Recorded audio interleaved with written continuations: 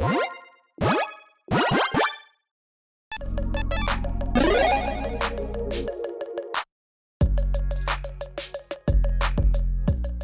everyone, Mitch coming in from the Commander Score Studio. Welcome to the show. So if you haven't heard, it happened again. Leaks! It just keeps happening apparently. Wizards, get your stuff together, please. And so, yeah, we're back at it now. For probably the last, I say that now, I said probably the last time, I probably just jinxed it. Probably just me was saying that is now like just, there's leaks happening right now. I was going to say this is the last leak, at least from what I've seen, out of the ones that just recently happened. And spoiler season does start next Tuesday, so make sure and look out for that. But yeah, of course, early spoilers with these leaks. I will say that these are not officially confirmed, I don't believe, by Wizards, but they look really legit. And if you want to check out, the link to the picture, check it out in the description below. But now that said, let's move on to the actual leak itself with Éowyn, Warrior, Maiden. Éowyn? I think I said that right. Éowyn? Let me know in the comments below if I messed that up. 5/4 human knight with first strike that costs 2 blue, black, 2 blue, red, white. Can you tell I've done a couple of these episodes today? I need some more coffee. Anyways, the beginning of combat on your turn, if another human enters the battlefield under control this turn, create 2/2 red human knight creature tokens with trample and haste. Then if you control 6 or more humans, draw a card. Now, I will note just first that this, of course, is a custom card version of the card because the picture is quite grainy, so I just made a custom one on MTG Design, which is a fantastic website. If you haven't been there, make sure you check it out. That being said, let's talk about what this card does. Now, this is kind of similar to Gladriel. If you've seen that episode, if you haven't, make sure you check that one out, but it goes about it in a different way. This one is not politicking at all. This one's like, nope, I'm just making humans, and when I do, I get a lot of benefits. I mean, just getting one human into play before combat on your turn, you get 2 2/2s. Just for that. Doesn't matter what the size human is. Could be a 1/1 human. It does not matter. You get 2 2/2s. 4 power across 2 bodies. You also get to, most likely, draw a card. You need 6 or more humans, which is not hard to do, because even if you just get 1 human into play, let's say that, on 1 turn, you're making 2 more. That is a total of 4 humans, right? Because you got your commander, you got your 3 other humans. Cool. The next turn, you get 1 other human into play, you're going to be getting that requirement, because you're going to be making 2 more, you're at 7 then. Right? I mean, as long as you didn't swing and creatures died. But yeah, you know what I mean. And again, these human knights come into play of trample and haste. Now, trample isn't probably all that relevant. I mean, yeah, you can trample over to your opponent's tokens, most likely they're 1/1s.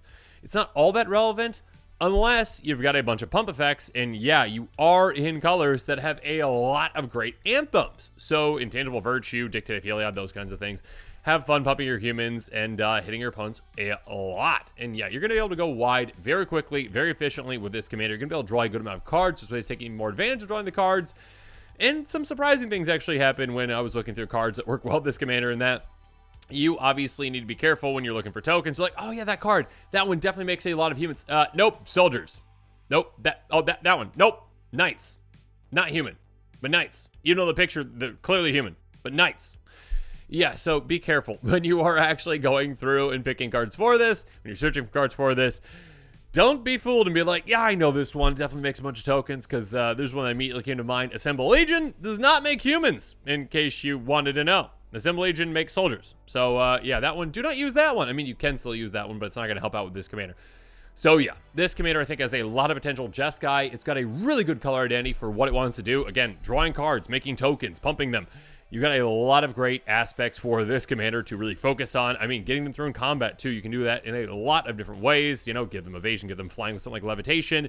Have fun with that. I mean, I might bring that up later. I don't remember which ones I put on this episode, but there's a lot of things going on right now. But if you are interested in this commander, make sure you check out that card list link in the description below for every single card I talk about in this episode. That being said, like I mentioned earlier, this is a leak. To my knowledge, it is not confirmed by Wizards yet. And they probably won't actually confirm it until they're like, here's the image of the actual ones.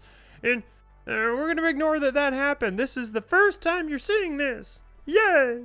Even though it's not. So, yeah, if you aren't convinced that this is an actual spoiler and that it is a fake leak, then, don't buy cards for it. But if you, like me, believe that this definitely looks like a legitimate card, then yeah, maybe pick some up sooner rather than later. So yeah, click on that link below to check out the cards. Now that said, we're gonna be talking about the budget buys, cards that are less than $1, cards the pricier picks as well, cards that are more than $1 outside of my budget, and we're gonna start things off with those budget buys. First up, we've got a card that I actually didn't realize was budget, but I think it was reprinted on the list recently, and that made a budget. Outlaws Merriment, an enchantment for 1 red, white. Give her upkeep, choose 1 at random. Create a red and white creature token with the following characteristics: a 3/1 human warrior trample and haste, a 2/1 human cleric with lifelink and haste, a 1/2 human rogue with haste, and when this creature is battlefield, is 1 damage to any target. The common denominator of all those creatures is that they are human. Yeah, you could have a warrior, cleric, or rogue, does not matter. You, on your upkeep, are getting a human, which is a great effect because, again, that is a guarantee as long as it stays in play that you meet your commander's requirement. You get that trigger at combat because, hey, you made a human. It doesn't matter, again, that it's a token. It doesn't matter if it's a warrior, cleric, rogue. You get that requirement. Also, these are kind of cool and nice. But also, yeah, you get that trigger. You get 2 more humans thanks to your commander. You get to draw a card, most likely. This is a fantastic card in this kind of a deck. Moving on. Speaking of which, Castle Ardenvale. Throw that card into this deck right now because, my goodness, now you have a land that can actually meet that requirement too. Enters battlefield, tap unless you control a plains, tap for a plains. Tap for a white. Pay 2 white, tap, create a 1/1 white human creature token. So this actually can enter the battlefield untapped. It might, if you've got, your Wayfarer's Bauble, you sack it, you'll get your plains, or you just play a plains. Then you can meet the requirement, get this and play untapped. Great, you can tap it right away. That being said, again, just having kind of a panic button, like, oh, I need to make this for a blocker, that could definitely help on certain turns. Or again, hey, I want to make sure I meet my commander's requirement. I will tap it. I will get that human into play. I will make my other humans. I'll draw a card. It can be just a great amount of value for you, again, just in the land slot. Next up, you got a bunch of multicolored cards in your deck. Cool. Utilize Hero Precinct 1. Whenever you cast a multicolored spell, you make a 1/1 white human creature token.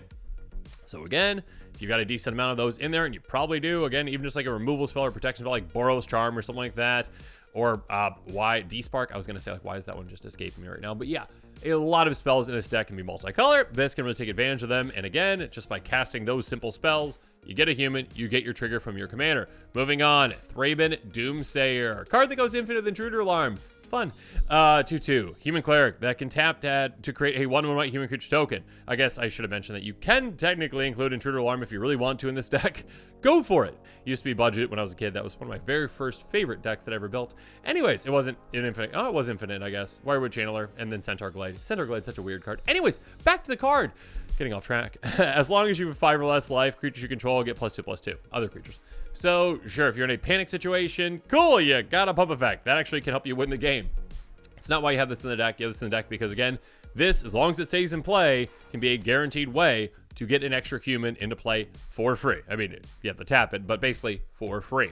Moving on, Cemetery Protector, a 3/4 with flash human soldier, enters the battlefield, exile card from a graveyard. Whenever you play a land or cast a spell, if it shares a card type with the exile card, you make a 1/1 human creature token. So again, this is another kind of ancillary piece that's like, you know what? Just get into play, exile something. Maybe you've got a bunch of creature spells in the deck. Maybe you've got a bunch of, instants in the deck. Whatever it is, exile that from someone's graveyard. It doesn't have to be from your graveyard, anyone's graveyard, and then just cast more of those, get more humans into play. It's going to also put lands as well. If there's like a plains in a graveyard or whatever, yeah, sure. Every time you play a plains, there you go. Moving on, Elspeth Sun's Nemesis. I actually didn't realize this was a budget card. There aren't too many planeswalkers like this that are budget. 5 starting loyalty, -1 up to 2 target creatures you control each get +2/+1 until end of turn. -2, you get 2 1/1 humans. -3, you gain 5 life. You can also escape this to bring it back. So this is a planeswalker you can keep bringing back again and again and again. This one, obviously, with all those, does go down. When you're ticking, it does go down. Obviously, this is repeatable, but to an extent, until you replay it from your graveyard, essentially with that escape clause. So there you go. Keep that in mind. But yet another way to make human tokens. And there are plenty of ways to do that. And one that you do want to consider as well as a different way to go about it with, well, Rootborn Defenses and populating. Populating, again, means that you can make an extra copy of a creature token you control. So, hey, if you've got a human token already, doesn't matter what it is, make an extra copy of it, and there you go. You meet that requirement for your commander. On top of that, creature control are indestructible this turn. So if you are casting this, in your pre-combat main phase, just to make sure you can take advantage of your commander's trigger, then hey, your creatures are free to swing out because they are, not unkillable, but pretty hard to take out. And then on top of that, obviously, or you can just utilize it as a great way to protect yourself from a board wipe on an opponent's turn, or actually, in a fun way, against your own board wipe, because you can be like, okay, Wrath of God, Rootborn Defenses, Yay! I get an extra creature. Your creatures are gone. Mine are indestructible. They're fine. And yeah, I get my Commander's Trigger as well. Moving on. Call the Coppercoats. Yeah, this card like went here to here to here to here with price, just with reprints. It got reprinted again, so there you go. Instant for 2 and a white. Strive cost. Choose any number of target opponents. Create X one white human soldier creature tokens or X number of creatures your opponents control. Yeah, this is just a game-ending card on its own. Basically, pay 7 mana instant speed, make a 1/1 human for every single one of your opponent's creatures. I mean, you don't have to cast it for that Strive, essentially, right? But again, yeah, cast this before your turn for a giant kind of game-winning play if you've got a bunch of anthems or pump effects. Or, again, if you're desperate, yeah, and you want to get that trigger from your commander, play it. You're definitely going to be, I mean, I can't guarantee, but you're pretty much going to be able to hit that requirement where, yeah, your commander is going to let you draw a card as well to replace this. So there you go. Moving on, Cloud Shift. Also keep in mind any blink effects as well. Exile target creature, return to the battlefield under your control for a single white mana. If you've got, you know, non-token humans, don't target one of your tokens with this. If you've got any non-token humans, blink it, bring it right back. When that happens, your commander's gonna be like, oh cool, another human entered the battlefield this turn. I will check that box. I will give you 2 more humans. I will probably make you draw a card as well. So there you go. And then finally, we've got some ways to really take advantage of keywords as well. Gorgon's Head.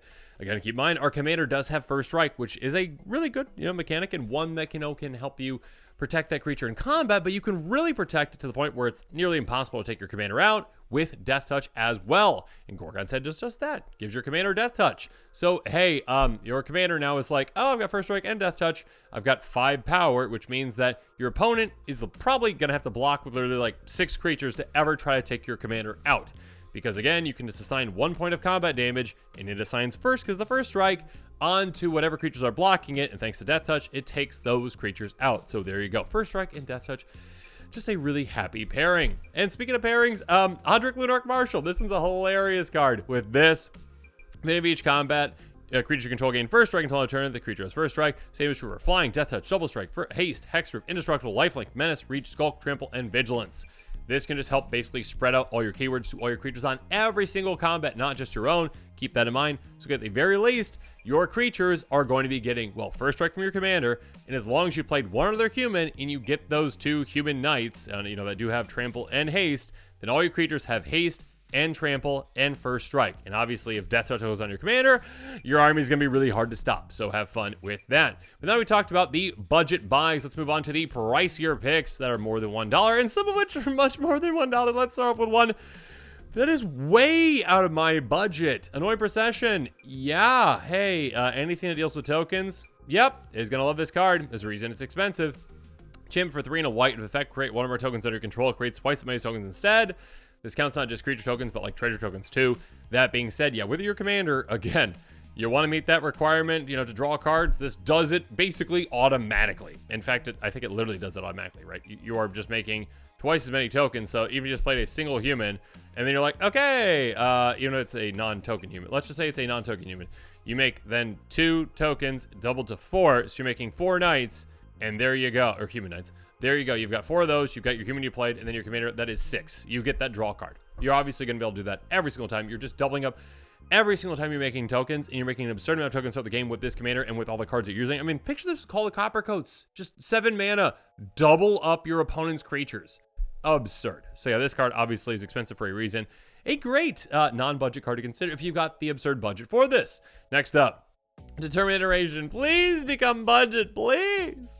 Beginning of combat on your turn, populate. The token created this way gains haste, sacrifice, begin next end step. I would love this card to be budget friendly for my Giganta deck. It is currently not. I love populate. It is a great mechanic that I wish they would bring back into more things. And yeah, works great with this deck, obviously, because hey, at the beginning of combat on your turn, you get an extra token. Great, do that, cool. The token gets haste, sacrifice, awesome. Have fun with that. If you're stacking your triggers correctly, then you are going to be able to get extra combat, extra token with this to actually, benefit from your commander's trigger. Speaking of which, nesting Dove Hawk. There we go. Beginning of combat on your turn, populate. So again, another way to populate, which is great. And this time you actually keep the creature token that you're making. Also, this is a 2/2 flyer that says whenever a creature token is battlefield under your control, you get a +1 counter on this. You're making an absurd amount of creature tokens with this deck, including the ones you're making with your commander. This can be just an absolute monster that can just wipe your opponents out. And then finally, oh my goodness, one of my pet cards. I love you, Song of the World Soul. Thank you for being budget friendly when I first utilized you, because I won't be able to now. Whenever you cast a spell, Populate. This card is 6 mana, but is well worth it for this kind of a deck because, hey, every single time you cast a spell, make another human, make another human, make another human. If you have any human creature tokens in play, pre-combat main phase, you cast any spell, you meet your commander's requirement. There you go. Have fun with even more humans, even more cards drawn. This is an absurd card in this kind of a deck. Next up, Docent of Perfection. Yeah, I mean, a lot of the human creature token making cards are in white, some in red as well. But also we've got one in blue, too, with Docent of Perfection, a great card, 5/4 flyer. Whenever you cast in sorcery card, you make a 1/1 blue human wizard. It is a human wizard specifically. You might just think it's a wizard. No, it's a human wizard, apparently. Then if you control 3 or more wizards, you transform it. And it flips over to Final Iteration. Wizards you control +2/+1 and have flying. Whenever you cast an instant or sorcery spell, you get a 1/1 human wizard. There you go. So yeah, this one also can pump the human wizards it makes too. So that's nice. Next up, Ephemerate. Basically better cloud shift. Exile a creature, bring it back. It also has rebound, so you can cast it for free. Essentially for 1 mana, as long as you have, again, a non-token human on the battlefield other than your commander, you meet your commander's requirement twice thanks to that. So yeah, that's well worth it, especially if you are making 2 more human knights and you're also making, 2 more cards drawn, making 2 more cards drawn, drawing 2 more cards. We got there. Yeah, a fantastic card. And of course, you can also really take advantage of any ETB triggers. There's a couple of creatures that make an absurd amount of humans on ETB. Keep that in mind as well. Next up, Basilisk Collar. Just a better version of Gorgon's Head in many ways. Equip creature has Death Touch and Lifelink. Please become budget friendly again. I love you. Equip 2. Yeah, again, I talked about how Death Touch is great with our commander. Lifelink, also great too. Just gain some life as well on top of that. And then finally, yeah, City on Fire. Again, you've got a lot of great anthems in these colors. You also have great damage doubling and even damage tripling effects like this one.